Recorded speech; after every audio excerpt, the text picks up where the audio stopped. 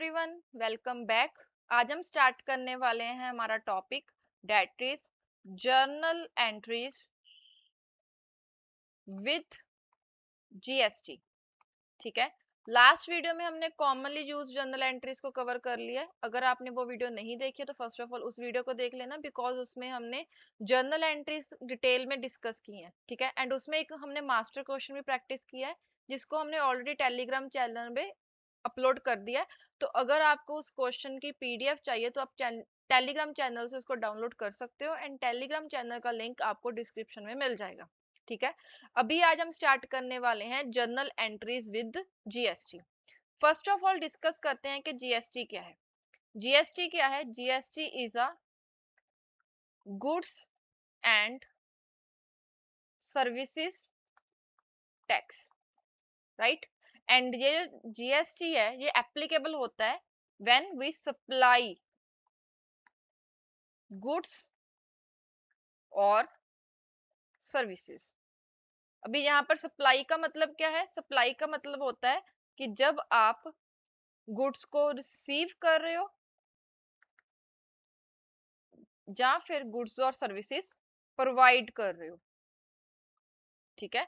अगर आप गुड्स और सर्विसेज को रिसीव करते हो या गुड्स एंड सर्विसेज प्रोवाइड कर रहे हो, उस टाइम पे जीएसटी एप्लीकेबल होता है। ठीक है। It is a indirect tax.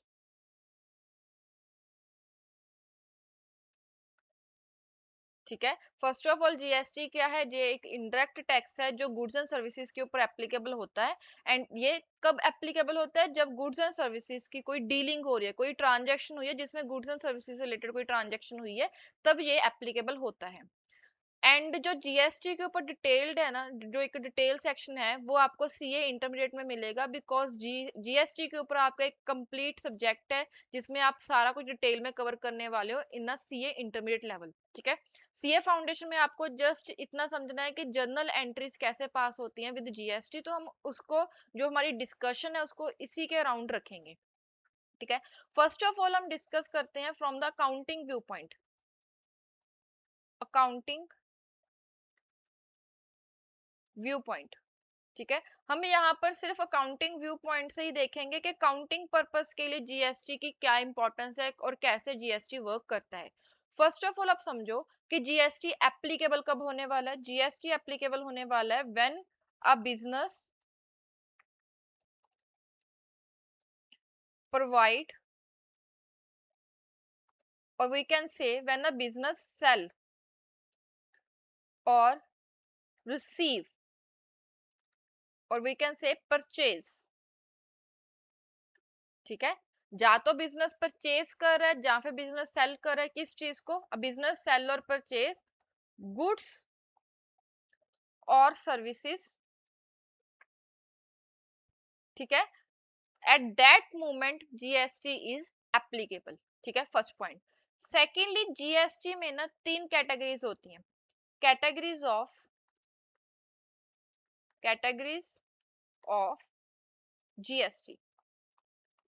First CGST, second SGST, and third IGST.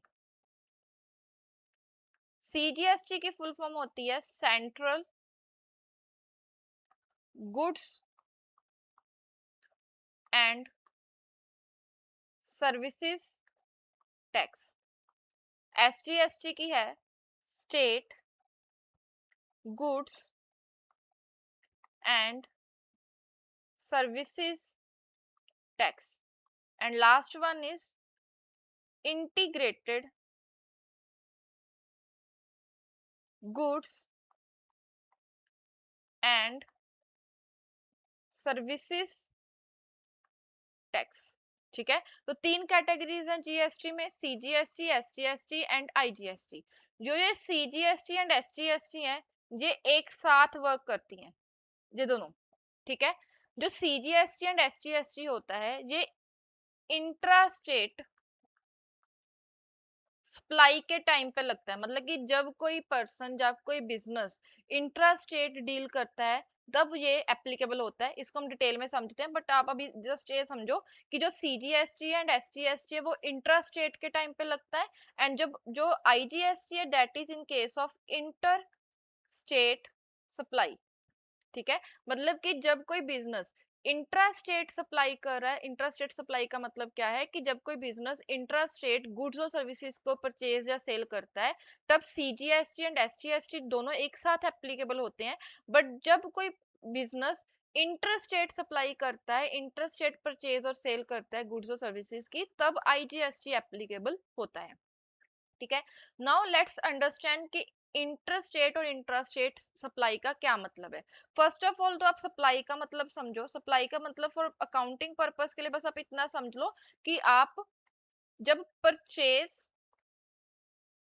और सेल कर रहे हो गुड्स और सर्विसेज की, उसको हम सप्लाई बोलते हैं। फॉर अकाउंटिंग पर्पस आपको बस इतना ध्यान रखना है कि जब भी गुड्स और सर्विसेज की ट्रांजैक्शन हो रही है जिसमें गुड्स और सर्विसेज को हम परचेज या सेल कर रहे हैं, या फिर हम गुड्स और सर्विसेज को प्रोवाइड और रेंडर कर रहे हैं, तब ये एप्लीकेबल होता है। नाउ लेट्स अंडरस्टैंड इंटरस्टेट और इंट्रास्टेट सप्लाई। देखो दो तरह की सप्लाई है। First one is intrastate supply. Intrastate का मतलब होता है विद इन सेम स्टेट। ठीक है, एंड इंटरस्टेट का मतलब है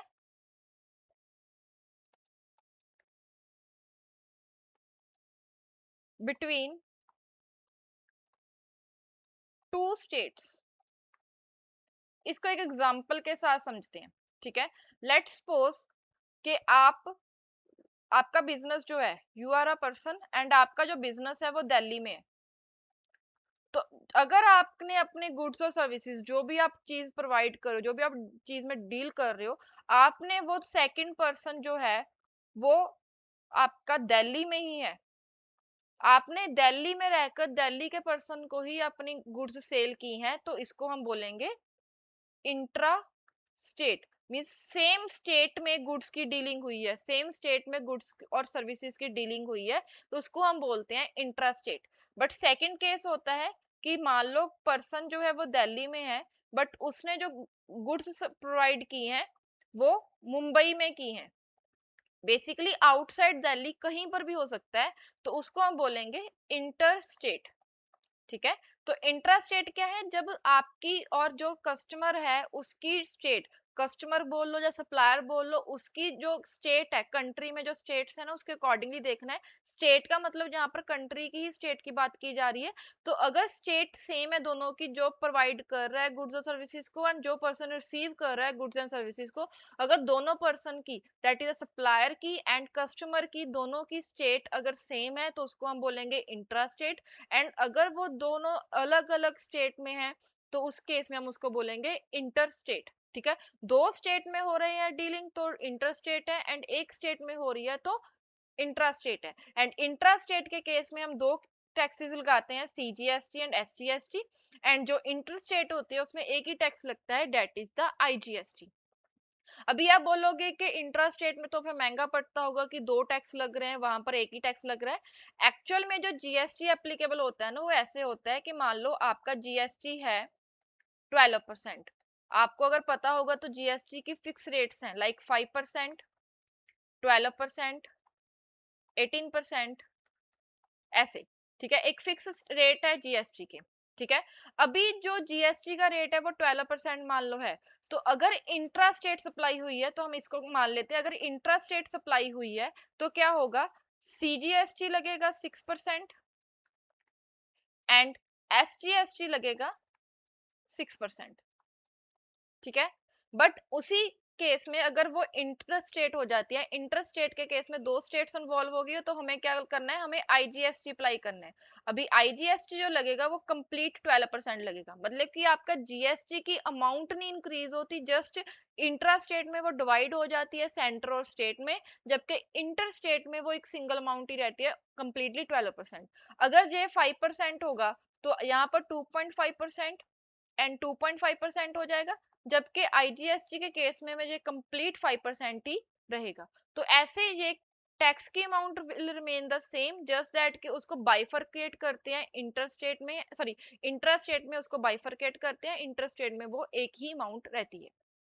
ठीक है, अभी हम इसको थोड़ा सा नोट्स के थ्रू कवर कर लेते हैं।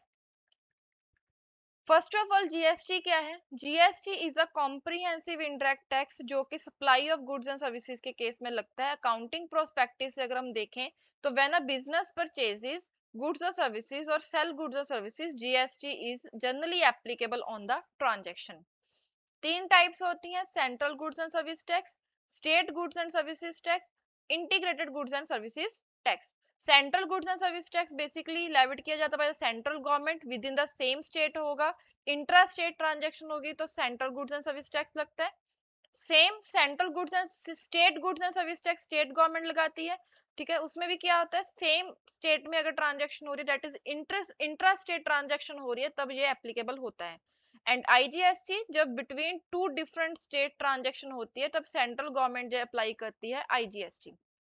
ठीक है, जो लोकल ट्रांजेक्शन है like with in the state है तब सीजीएसटी एंड सीजीएसटी और एसटीएसटी एप्लीकेबल होता है इन इक्वल प्रोपोर्शन। ठीक है, एंड फॉर इंटरस्टेट ट्रांजेक्शन के लिए आईजीएसटी सिर्फ एप्लीकेबल होता है। इतना हमने अभी तक कवर किया है। अभी हम नेक्स्ट समझते हैं input GST and output GST जो आपका एक्चुअल में जर्नल एंट्रीज में यूज होने वाला है। ठीक है, तो हम इसको आगे डिस्कस करते हैं, अभी कंटिन्यू करते हैं। नेक्स्ट हम अभी डिस्कस करने वाले हैं input GST and output GST. ठीक है, अभी हम डिस्कस करते हैं first of all input GST के बारे में। इनपुट जीएसटी का क्या मतलब है? जो भी बिजनेस में इनपुट्स आ रहे हैं, मतलब कि जो भी चीज बिजनेस रिसीव कर रहा है, जो भी चीज बिजनेस परचेज कर रहा है, उसके ऊपर इनपुट जीएसटी एप्लीकेबल होता है। बेसिकली आप इनपुट का मतलब ये समझो कि जो भी बिजनेस में इनपुट्स आ रहे हैं उसके ऊपर जो जीएसटी लगता है उसको हम इनपुट जीएसटी बोलते हैं। ये बेसिकली लगता है purchase of goods and services के केस में। ठीक है, जब बिजनेस गुड्स और सर्विसेज को रिसीव कर रहा है, गुड्स और सर्विसेज को परचेज करता है, तब इनपुट जीएसटी एप्लीकेबल होता है। ठीक है, उसके ऑपोजिट सेकंड होता है आउटपुट जीएसटी।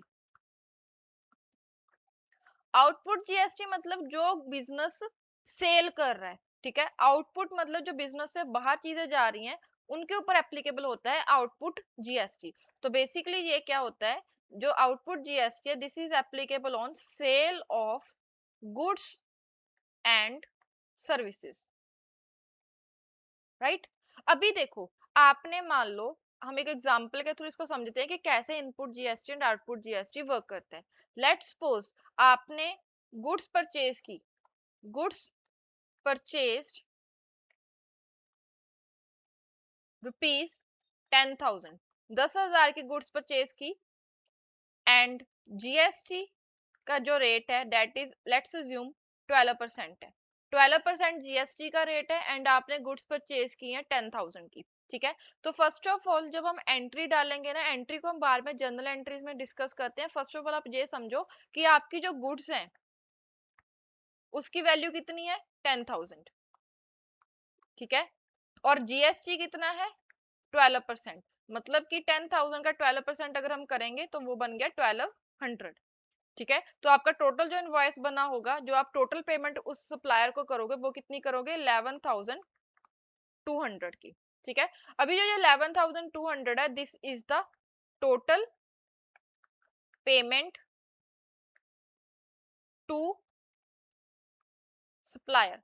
जितनी जो आप सप्लायर को पेमेंट करने वाले हो वो आप कितनी करने वाले हो, 11,200। फर्स्ट ऑफ ऑल तो ये जो 1200 है ना, अगर ये इंटर स्टेट है या इंट्रा स्टेट है इसके ऊपर डिपेंड करता है। मान लो ये इंटर स्टेट होता तो इंटर स्टेट है तो यहाँ पर क्या होगा, यहाँ पर आईजीएसटी एप्लीकेबल हो जाएगा। ठीक है, एंड आईजीएसटी की अमाउंट कितनी हो जाएगी हमारी, 1200 की 1200। ठीक है, बट अगर ये इंटर स्टेट है, सॉरी इंट्रा स्टेट है, अगर ये इंट्रा स्टेट है तो यहाँ पर दो टैक्सेस लगते हैं। इंट्रा स्टेट के केस में दो टैक्सेस लगते हैं, सीजीएसटी एंड SGST। तो यहाँ पर क्या होगा, इक्वल प्रोपोर्शन में हम दोनों में डिवाइड कर देंगे 600 एंड 600। तो आपके जीएसटी के अमाउंट के ऊपर कोई इम्पैक्ट नहीं पड़ेगा कि आपकी ट्रांजेक्शन इंटर स्टेट है या फिर इंट्रा स्टेट है, ठीक है। सेकेंडली, अभी आपने क्या किया है, अभी आपने टैक्स पे किया है 1200 का, ठीक है। मान लो अगर आप इन गुड्स को फ्यूचर में सेल करते हो, तो आपने मान लो इसको सेल किया, ठीक है। लेट्स सपोज अभी हम इसको सेल करते हैं, ठीक है। सोल्ड गुड्स, आपने इन गुड्स को मान लो ₹15,000 में सेल कर दिया, एंड उसके ऊपर आपका जीएसटी एप्लीकेबल अगेन 12% ही है, ठीक है। तो अगर आपने गुड्स को 15,000 में सेल किया, तो आपकी जो सेल्स है वो कितने की हो गई, ₹15,000, एंड उसके ऊपर आप जीएसटी अप्लाई करोगे। जीएसटी कितने का होगा, 15,000 का 12%, तो आपका 1800 का जीएसटी हो गया, ठीक है। एंड टोटल आपका कितना बन गया, 15,000 प्लस करेंगे तो आपका बन गया 16,800 rupees. This is the total amount received, ठीक है। तो अभी क्या होगा, अभी ये जो अमाउंट है इसको भी हम अगेन डिसाइड करेंगे कि ये इंटर स्टेट है या फिर ये इंट्रा स्टेट है, ठीक है। अगर ये इंटर स्टेट हो गई, अगर ये इंटर स्टेट है, तो यहाँ पर क्या होगा, आईजीएसटी एप्लीकेबल होगा 1800 की टोटल अमाउंट का, ठीक है। बट अगर ये इंट्रा स्टेट है, तो यहाँ पर दो टैक्स लगेंगे, सीजीएसटी एंड एसजीएसटी, एंड उनको हम क्या करेंगे, दो पार्ट्स में डिवाइड कर देंगे, 900 एंड यहाँ पर भी 900, ठीक है। इतना क्लियर हो गया। अभी आपने जब गुड्स को परचेज किया, आपने 1200 की अमाउंट सप्लायर को पे की है, ठीक है। आपने 1200 की अमाउंट सप्लायर को पे की है, आपने गवर्नमेंट को पे नहीं की। अभी जो जो 1200 है, ये सप्लायर क्या करेगा, आपसे रिसीव करके आगे गवर्नमेंट को पे करेगा, ठीक है। आप सप्लायर को पे कर रहे हो, सप्लायर आगे गवर्नमेंट को पे करेगा। इसीलिए इसको इनडायरेक्ट टैक्स बोला जाता है, बिकॉज यहाँ पर पर्सन डायरेक्टली गवर्नमेंट को नहीं पे करता, पर्सन दूसरे पर्सन को पे करता है, दूसरा पर्सन जो है वो गवर्नमेंट को पे करेगा, ठीक है। तो यहाँ पर क्या होगा, आपने 1200 सप्लायर को पे किया टैक्स, एंड सप्लायर ने क्या किया, आगे गवर्नमेंट को पे किया, ठीक है। तो नेक्स्ट अमाउंट जो है, ये जो अमाउंट है 1800 की, अगेन ये जो अमाउंट है 1800 की, दिस अमाउंट को जो कस्टमर है, ठीक है, दिस इज योर सप्लायर, ये जो है आपका सप्लायर है, बट दिस इज यू, ठीक है।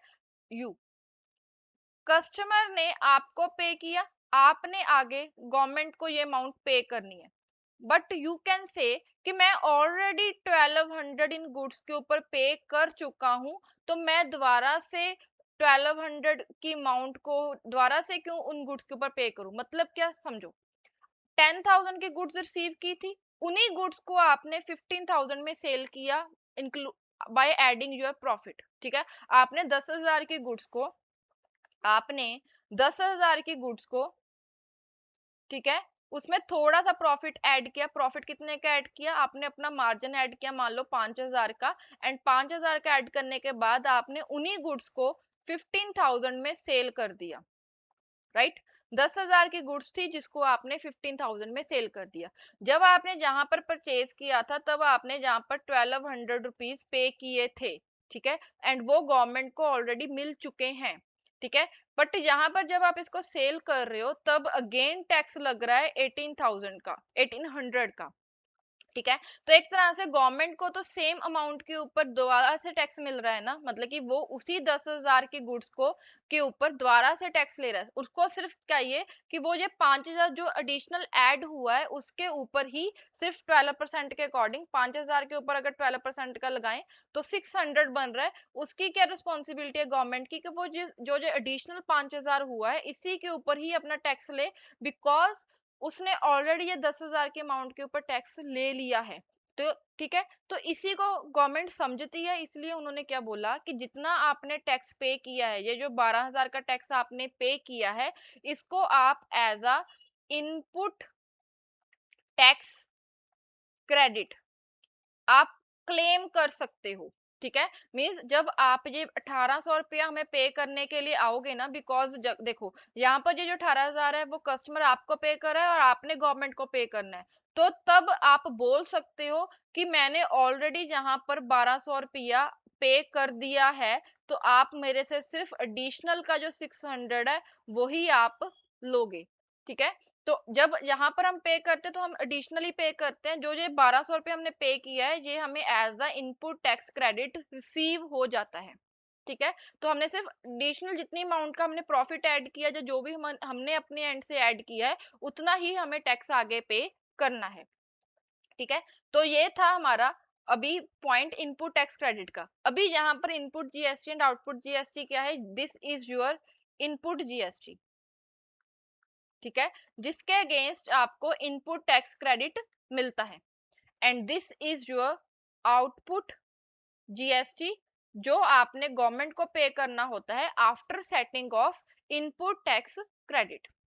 ठीक है, तो this is the point input GST and output GST का। अभी यहाँ पर जो इनपुट जीएसटी है ना, दिस इज योर एसेट।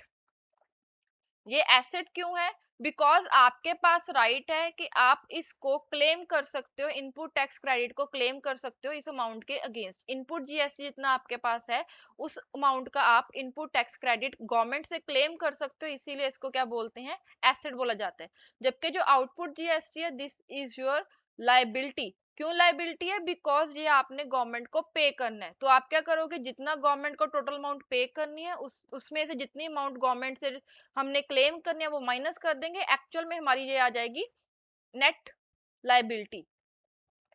ठीक है, this is the total liability towards the government and this is the asset, and asset में से हम टोटल लाइबिलिटीज में से एसेट को माइनस कर देंगे, हमारे पास नेट लाइबिलिटी आ जाएगी जितनी हमने एक्चुअल में गवर्नमेंट को पे करना है। ठीक है, तो this is the all about GST.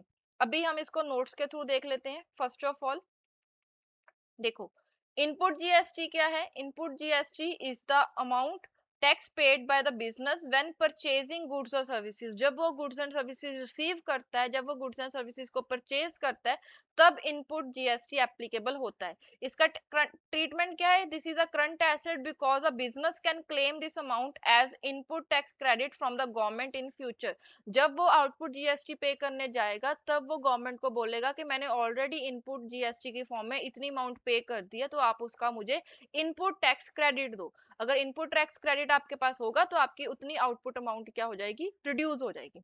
ठीक है, सिमिलरली आउटपुट जीएसटी क्या होता है, कलेक्ट किया जाता है by the business from the customer.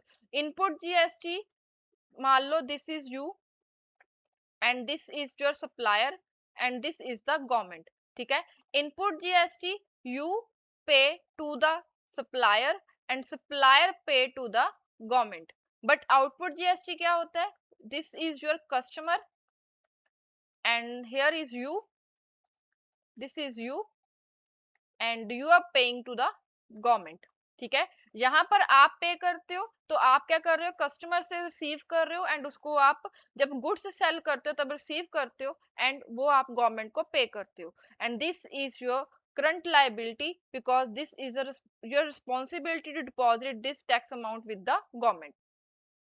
This amount does not belong to the business, it is collected on the behalf of the government। ठीक है, जो टैक्स की अमाउंट होती है, चाहे आप टैक्स कलेक्ट कर रहे हो या फिर आपका सप्लायर आपसे कलेक्ट कर रहा है, कोई भी पर्सन जो है जो जीएसटी को कलेक्ट कर रहा है वो सिर्फ गवर्नमेंट के बिहाफ पे एक्ट कर रहा है, वो गवर्नमेंट के बिहाफ पर आपसे अमाउंट कलेक्ट कर रहा है। अल्टीमेट रिस्पॉन्सिबिलिटी उसकी यही है कि उसने उस अमाउंट को गवर्नमेंट को पे करना है। ठीक है, now this is a quick summary के जो इनपुट टैक्स होता है वो परचेजेस के ऊपर लगता है। परचेजेस बेसिकली हमारी इनपुट्स हैं। ठीक है, जितनी भी इनपुट्स होती हैं उनके ऊपर इनपुट टैक्स लगता है एंड उसको हम करंट एसेट बोलते हैं बिकॉज इसके अगेंस्ट हम इनपुट टैक्स क्रेडिट रिसीव करते हैं, जिसको हम क्या बोलते हैं, आईटीसी, इनपुट टैक्स क्रेडिट। ठीक है, जो आउटपुट जीएसटी होता है, this is applicable in case of sales and ये एक करंट लाइबिलिटी होती है। जितनी भी करंट लाइबिलिटी होती है उसमें से हम इनपुट टैक्स क्रेडिट को हमारे माइनस कर देते हैं, जो नेट अमाउंट होती है हमें सिर्फ उतनी ही गवर्नमेंट को पे करना होता है। ठीक है, तो दिस वाज द कंसेप्ट के GST, input tax credit, output tax credit सब कुछ क्या होता है। ठीक है, तो नेक्स्ट हमारे पास आता है, अभी हम जर्नल एंट्री समझते हैं कि कैसे जर्नल एंट्रीज में हमने जीएसटी का ट्रीटमेंट करना है।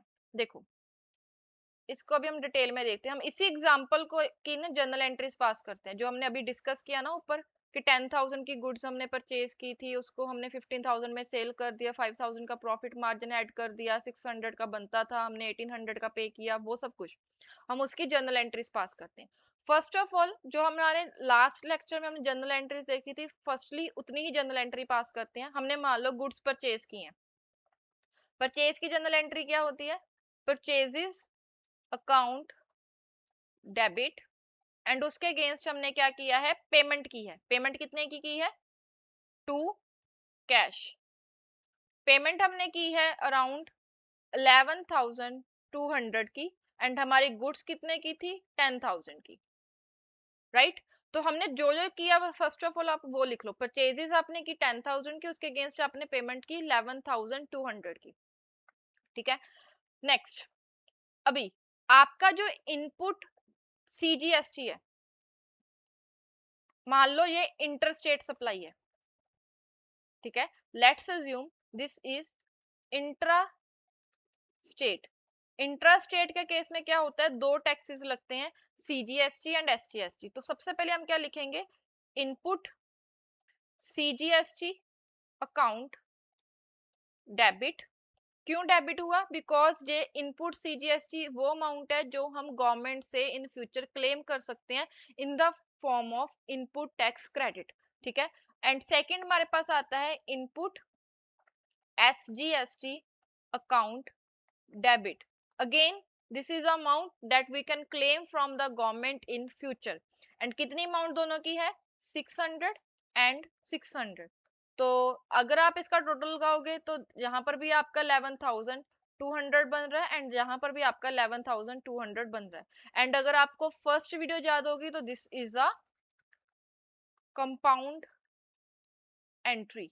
जहां पर कंपाउंड एंट्री कौन सी एंट्री होती है, जहां पर आपके एक से ज्यादा अकाउंट या तो डेबिट हो रहे हैं या क्रेडिट हो रहे हैं, या फिर दोनों तरफ ही एक से ज्यादा अकाउंट है, तब हम उसको क्या बोलते हैं, कंपाउंड एंट्री बोलते हैं। तो आपके जितने भी अभी तक आपने कॉन्सेप्ट पढ़े थे वो सारे के सारे इंटरलिंक हो रहे हैं, ठीक है।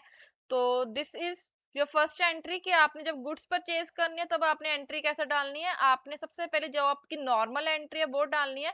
एंड बिकॉज आपने गुड्स परचेज की हैं तो उसके ऊपर इनपुट टैक्स लगेगा। क्यों इनपुट टैक्स लगेगा, बिकॉज वो इनपुट्स के ऊपर जो है वो आप टैक्स पे किया है। तो आपकी एक तरह से ये दोनों क्या बन गई, आपकी करंट एसेट्स बन गई, ठीक है, करंट एसेट। डन। नाउ अगर आपने यही ट्रांजैक्शन इंटरस्टेट की होती, परचेज वाली ट्रांजैक्शन अगर आपने इंटरस्टेट की होती, ठीक है, परचेजेस अकाउंट आपका डेबिट होता अगेन, बिकॉज आपने क्या किया, परचेज किया एंड उसके अगेंस्ट आपने पेमेंट की है कैश में, ठीक है। ये आपका 10,000 से ही होगा, एंड यहाँ पर आपका 11,200 का ही होगा। बट यहाँ पर वर्डिंग चेंज हो गई, इनपुट आईजीएसटी अकाउंट डेबिट, कितने से, 1200 से। डन। तो दिस वाज रिगार्डिंग परचेजेस।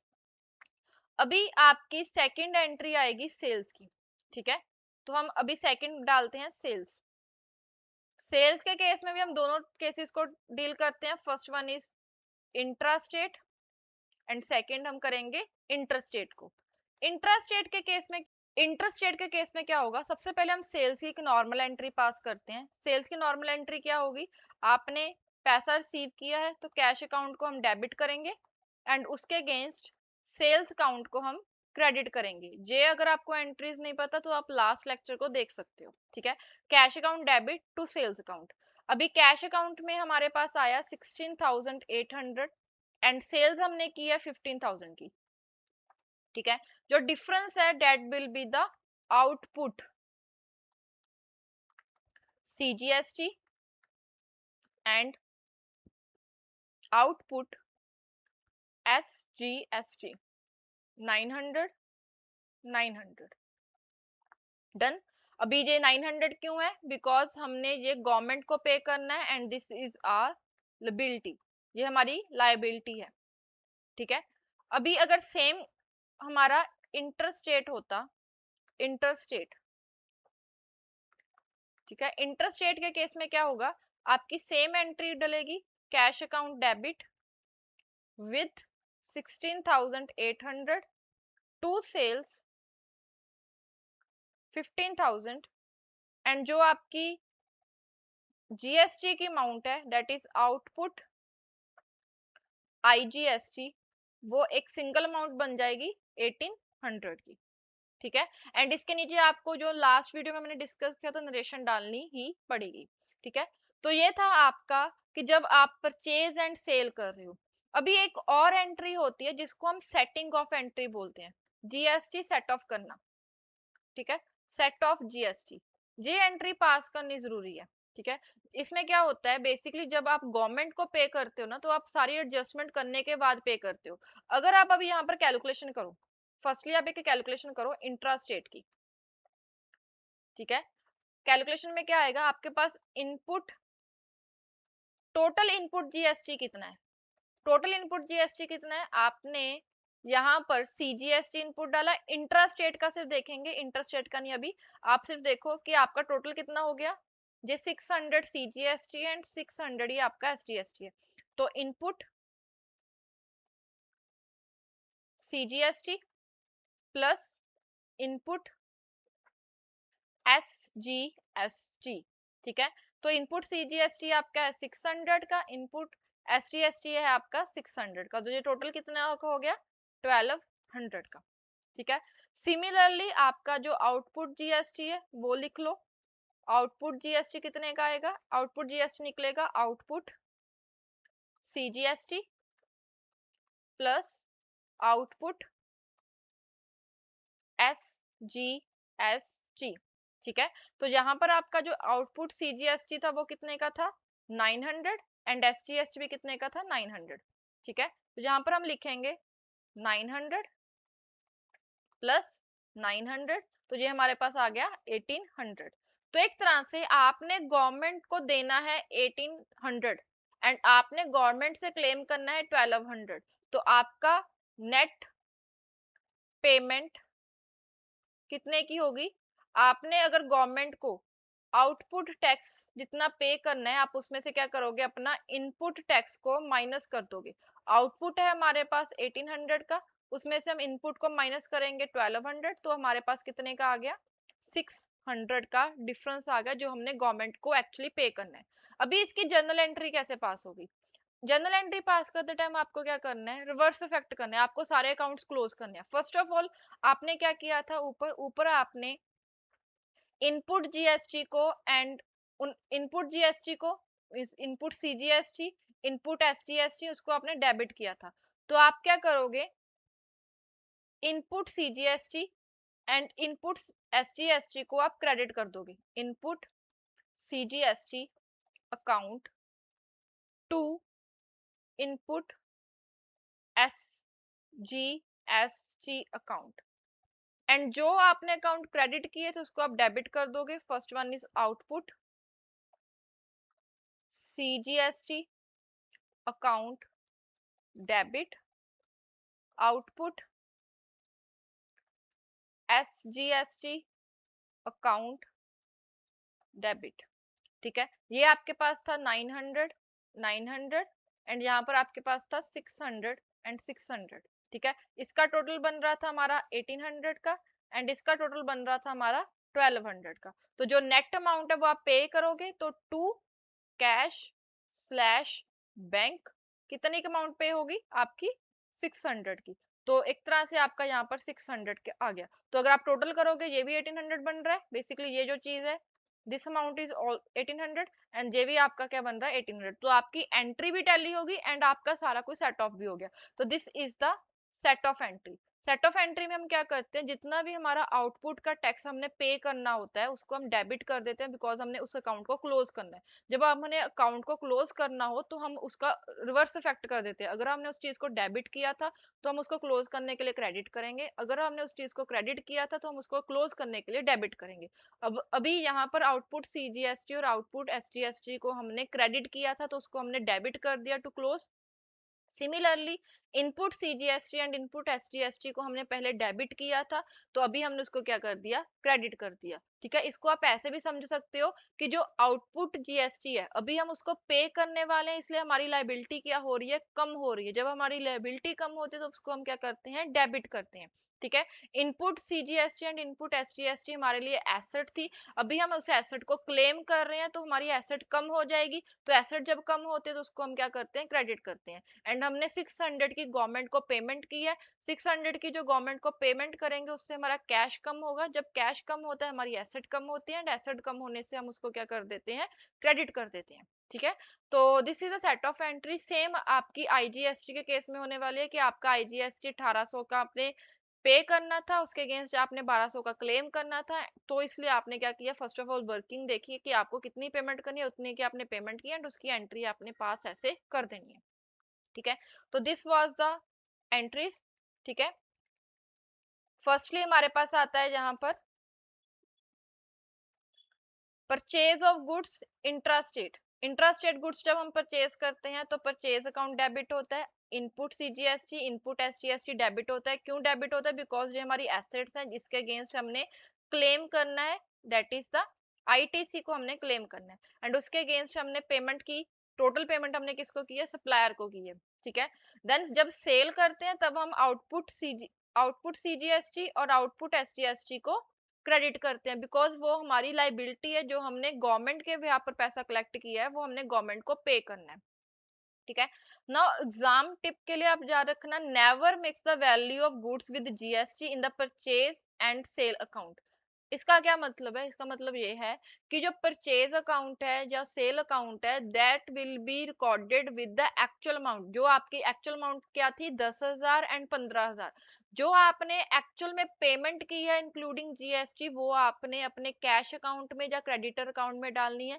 ठीक है, जो आपने परचेजेस जितने की है वो आपकी परचेज एंड सेल अकाउंट में जाएगी, मतलब कि जितने की आपने गुड्स परचेज की हैं वो आपकी परचेज अकाउंट में, जितने की आपने गुड्स सेल की हैं वो आपकी सेल अकाउंट में, जो आपने एक्चुअल में पेमेंट की है या करोगे वो आपके कैश अकाउंट में या फिर सप्लायर और क्रेडिटर के अकाउंट में जाएगा, एंड जो डिफरेंस अमाउंट है दैट इज अ जीएसटी।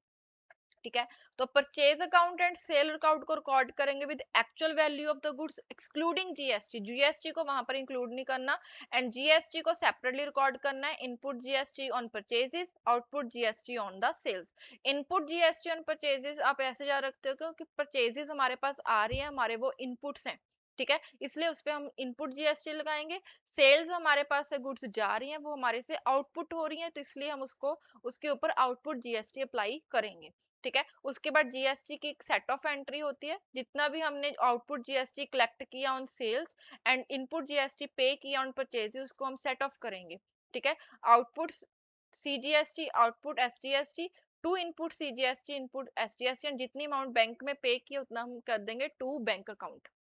ठीक है, तो this is output GST adjusted against input GST and balance paid to the government.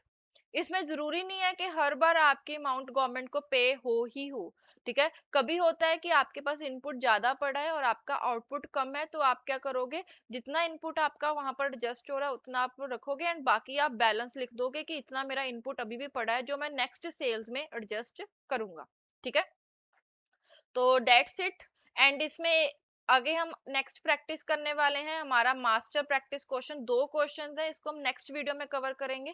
तो पहले आप सबसे पहले ये चीजें समझ लो कि जीएसटी क्या है, जीएसटी कैसे वर्क करता है, एंड अकाउंटिंग ट्रीटमेंट में जीएसटी की तीन एंट्रीज हैं। फर्स्ट वन इज परचेज की एंट्री, देन सेल की entry, and lastly set of entry. Set of entry कब डलती है, at the end of the month, या फिर जब हम गवर्नमेंट को पेमेंट करते हैं। ठीक है, फर्स्टली आप कॉन्सेप्ट को समझो, नेक्स्ट वीडियो में हम इसके मास्टर क्वेश्चंस को प्रैक्टिस करेंगे। दो मास्टर क्वेश्चंस हैं, firstly based on CGST and STST, and जो सेकंड मास्टर क्वेश्चन है that is based on IGST. ठीक है, यहाँ पर हमारा आईजीएसटी के बेस है, तो दोनों के दोनों मास्टर क्वेश्चंस अगर आप प्रैक्टिस कर लोगे तो आपका कंप्लीट कॉन्सेप्ट जो है जीएसटी का वो कवर हो जाएगा। ठीक है, दैट्स इट।